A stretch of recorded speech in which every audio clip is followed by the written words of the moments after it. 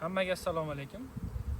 Men hozirgi videomizda biz sizlar bilan asalari uyalari ostiga qo'yiladigan oyoqchalar haqida qisqacha video qilib o'tmoqchi edim. Bir qancha savollar bo'lganda aynan shu oyoqchalar haqida video qilib bering deb.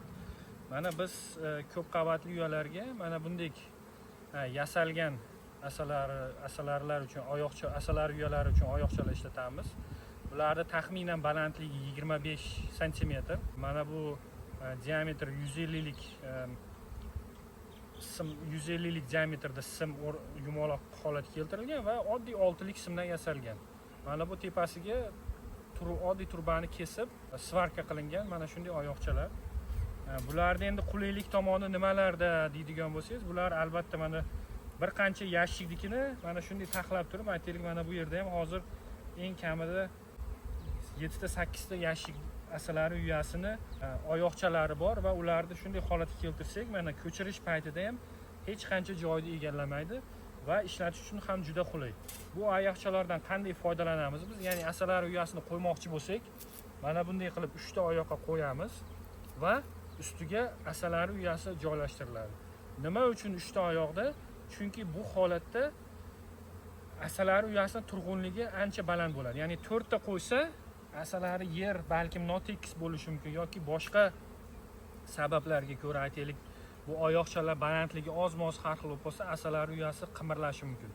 Lekin biz 3 ta qo'yganimizda asalari uyasi 3 ta nuqtaga yaxshi joylashadi va shamol, boshqa holatlarda ham asalari uyalari o'z joyida turg'un turadi. Orqamda turgan asalari uyalari bu ko'p qavatli asalari uyalari bo'lib, bularga bunday 3 ta oyoqchalar qo'yish oz-moz noqulay, chunki ularni orasidagi distansiya juda ham kichkina bo'lgani hisobiga bular yiqilib tushish ehtimoli juda katta bo'ladi. Shuning uchun biz ularga mana bunday 8 lik simdan mana bunday oyoqlarni yasaymiz.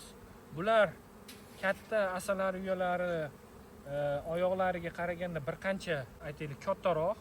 Bularni ko'chirish va taxlash ham ozmuncha ko'proq joy egallaydi, lekin asalari uyalarini mana shunday holatga ko'tarib turadi va asalari uyalarini himoyalaydi. Endi asalari uyalari uchun nima uchun kerak va nima foyda keltiradi asalari uyalari? Bu asalari uyalari birinchi o'rinda asalari uyasini suv tegish oqibatida yoki aytaylik boshqa aytaylik yerga qo'yilganda baribir nam holatlar bo'lib qolishi mumkin. Yerga suv ochilganda shulardan himoyalaydi. Ya'ni taxta bilan yerning orasida masofa bor, albatta suv bunga yetib bormaydi va asalari uyalari himoyalangan bo'ladi. Yana bitta eng katta qulayliklaridan biri asalari uyalariga ostiga oyoqchalar qo'yish. Bu albatta asalarilar bilan ishlash vaqtida asalarichiga juda ham engashib ishlashdan oldini oladi. Ya'ni asalari uyasi yerdan bir qancha ko'tarilganligi hisobiga asalarichi butunlay engasha olmaydi, balki qisman engashgan holatda, balkim turgan holatda ham ishlashi mumkin. Bu albatta asalarichini bo'yiga bog'lab va asalari uyalari oyoqlarini ham o'zini bo'yiga moslab qildirishi mumkin. Bunda hech qanday standart yo'q.